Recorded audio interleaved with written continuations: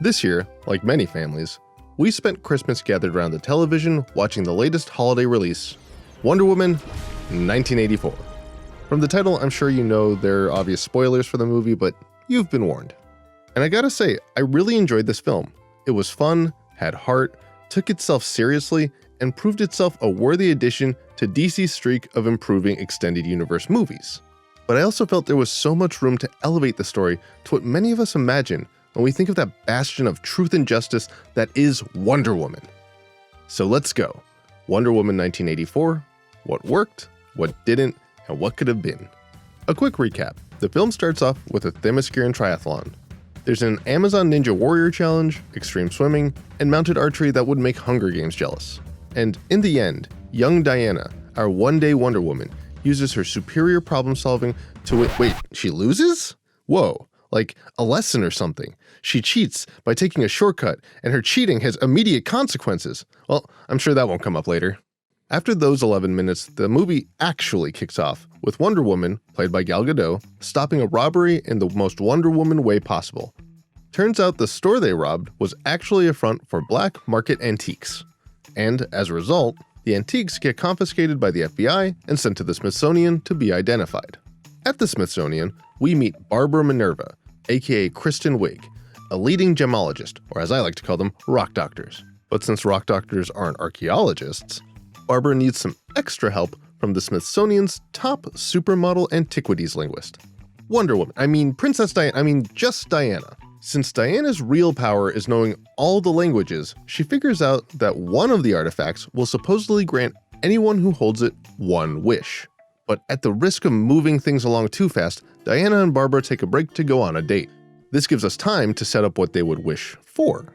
We see that Diana still misses Captain America, and Wiig wants to be as cool as Diana. A fun moment that highlights that they don't actually need magic, they just need a friend they can vent to. But obviously, friendship isn't as visually interesting as actual magic, so not knowing if it will work, Barbara wishes to be as cool as her new friend Diana, and Diana wishes that Steve Rogers was back in her life. And to both their surprise, their wishes come true. But little do they know, there's a third actor, Pedro Pascal. He plays the Mandalorian, and also Max Lord, a scheming real estate mogul / motivational speaker who plans to use the Rock to get back to his own show by wishing for the power to grant wishes himself. He even has his own baby Yoda that just wants to spend time with him, but he's too busy running a Razor Crest, his company, into the ground. Okay, so all joking aside, let's look at what Wonder Woman did well. For one, the setup to the main story is solid, with each character getting a quick intro to their own individual identity and motivations. Barbara wants to be noticed for her own beauty and talent, Diana wants to see Captain America again, and Max wants to fulfill his dream of being the successful magnate he projects himself to be. None of them come off as inherently evil, and each are acting on what drives them in a way we can understand.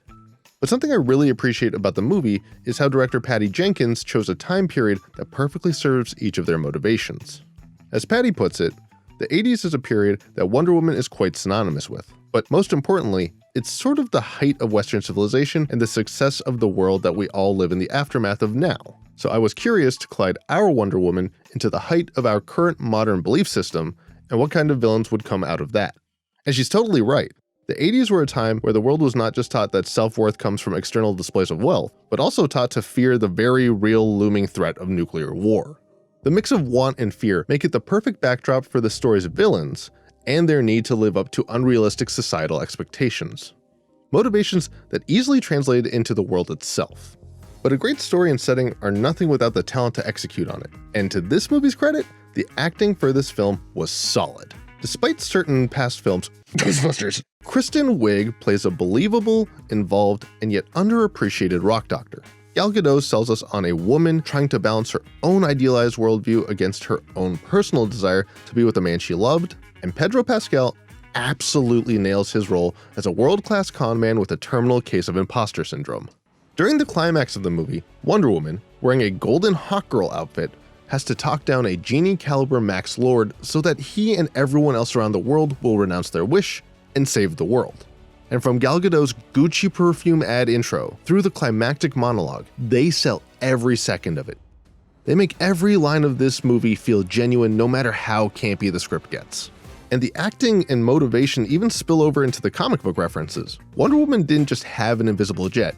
Gal Gadot sells us on a literal god who's still unsure with her powers, needing a way to outrun radar. And her chemistry with Chris Pine, oh yeah, obviously he's in this movie, but not in the way you think. Anyway, Chris's innocent love of flight gives catharsis to Wonder Woman's own struggle learning to literally fly. And maybe best of all, the way they injected humanity into the film isn't immediately undermined by a third act reveal of a literal god like in the last movie. Instead, the film's heroes and villains are forced to wrestle with what they wish for versus what they really want. But, as always, no movie is perfect, especially a studio movie. And since I hate when people complain without offering solutions, I'd like to quickly touch on what I felt were the film's weaker points before offering alternatives that I think would have helped elevate the movie. And where better to start than with the story's message? This statement of true greatness is earned and not wished for is pretty clearly the film's thematic premise. With each wish, the film's characters are presented as taking shortcuts instead of tackling the real struggles that would give them the personal satisfaction they seek. The only problem is, during the film, Diana is never seen taking shortcuts as Wonder Woman. In fact, she seems to enjoy her superhero existence in public while struggling with her own sense of isolation and an inability to let go of her feelings for Steve.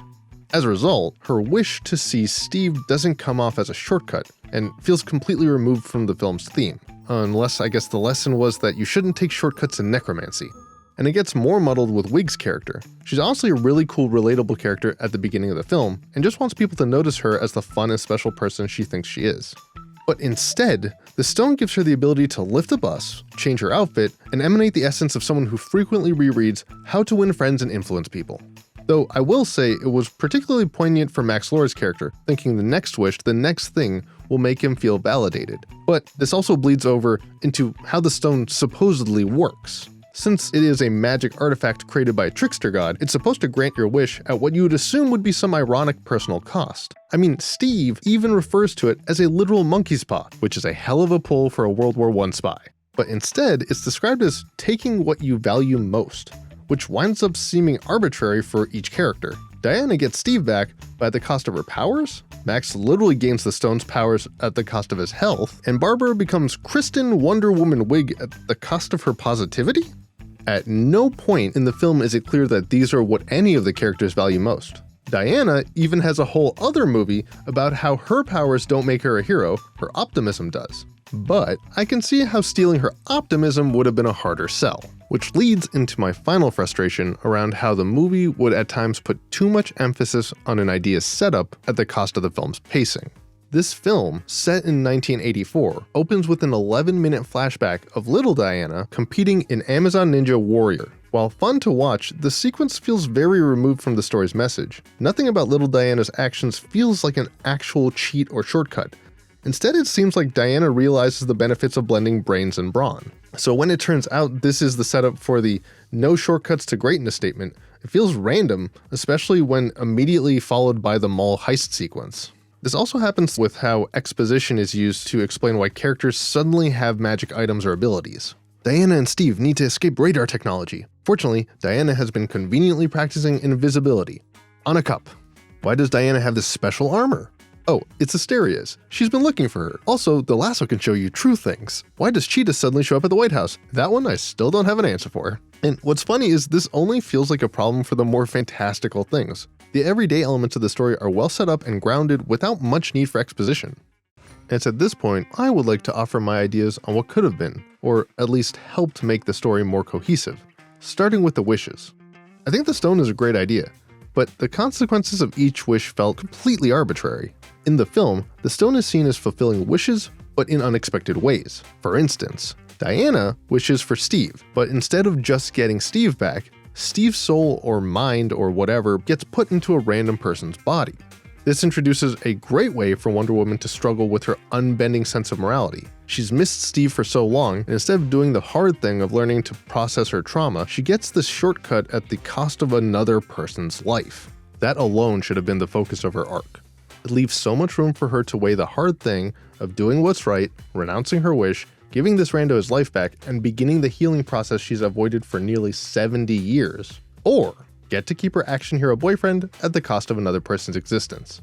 an ethical issue this movie completely glossed over, suggesting that this guy was completely fine not remembering the most horrifying 48 hours the world has ever seen. I mean, this guy presumably blacks out, has a relationship with a goddess, steals a plane, has an insane car chase, assaults White House staff, and then snaps back out of it in the middle of the apocalypse.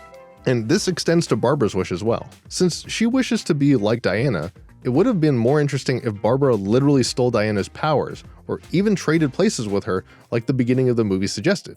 At first, she'd think she was finally getting her chance at adulation, only to realize that by taking Diana's powers, she's causing the suffering of countless people that Wonder Woman could have saved. This would also add even more tension to the climax, where Diana, having spent all this time trying to be Wonder Woman without her powers, would then need to convince Barbara to renounce her wish so Diana can save the world. Diana could even end up having a heart-to-heart that mirrors their conversation date at the beginning, one where they both confess that they want to be more like each other, and then they high-five and their social link goes up. As for Max, his wish feels the most outlandish in that he wishes to have the power of the stone itself, and for a solid minute, I was certain he was going to be turned into the literal stone. But instead, he runs around with these powers at vague cost to his physical health. Now, a big part of Max's character is that he's trying to prove his worth to the world. And man, does Pedro Pascal freaking nail the ending of this movie. He gets monologued at by Wonder Woman while standing in a low-budget skybeam with a camera cutting back and forth between his son being in danger and him giving an Oscar-winning performance in the worst lighting possible. And I was 100% sold that he was giving up this power to save his son. Like seriously, this movie has found a weird place in my heart. Still, I think they could have gotten so much more out of Max if they framed him as an actually well-meaning guy. Instead of trying to trick people into investing in this company, he could have been seeking to become the stone in order to help others, even if it still comes off as a little selfish. Like, he has created this company to show what a great guy he is by solving the world's problems, but he just doesn't feel like he's getting anywhere. You know, like Elon Musk. And once he becomes the stone and starts helping people with these wishes, little by little, he'll discover how each wish is doing more harm than good, pushing him to greater acts without realizing that the people he is closest to, the ones that motivated him down this path, don't need wishes. They need him to do the hard thing of actually being present instead of blowing them off for this pipe dream of a company. And speaking of motivations, this leads to my other big rewrite on how they handled the setup for the theme of the story. Something I think the first Wonder Woman does better than this one was how it introduced and managed its fantastical elements, third act villain notwithstanding. I really enjoyed how they set up Diana's struggle separating myth from reality and how it was introduced in the beginning of the film with a bedtime story about the god-killing weapon. I think something similar would have really worked for this film. A flashback to little Diana, impatiently waiting to be a great warrior, only to have her mother tell her the story of Asteria, a hero who did the hard thing, sacrificing herself to save the rest of the Amazonians. This would have had the same effect of introducing the film's theme while giving us a fun glimpse into her formative years. But it would have the added benefit of setting up this pet project Diana has been working on to find out what happened to the only other Amazonian not in Themyscira. And it would strengthen the same motivation they brought back throughout the film. Things like why Diana keeps finding jobs that have to do with antiquity, how she keeps choosing this search over her desire to settle down and make personal connections, and it would give more significance to the armor as the only remnant of this Amazonian she idolized. And I really gotta say, that Linda Carter cameo, yeah, that got me right in the feels. A moment that would have had so much more weight if it was more core to Diana's setup throughout the film. But with all that said, I do think Wonder Woman 1984 is a fun film. Do I think the film could have been improved on? You bet. But between the casting, acting, and story, this movie managed to pull off something special, and on Christmas no less. Patty Jenkins had a behemoth task balancing her vision with Warner Bros. Demands, and I think she managed to find a meaningful way to do both. And I guess I could throw a kudos to Warner Bros. And HBO Max for not throwing this film behind a paywall or thanking human rights violators. But that's enough out of me. If you have your own fun rewrites in mind, I humbly ask that you do the hard thing and let me know what you liked, didn't like, and could have been better down in the comments. And I'll see you next time.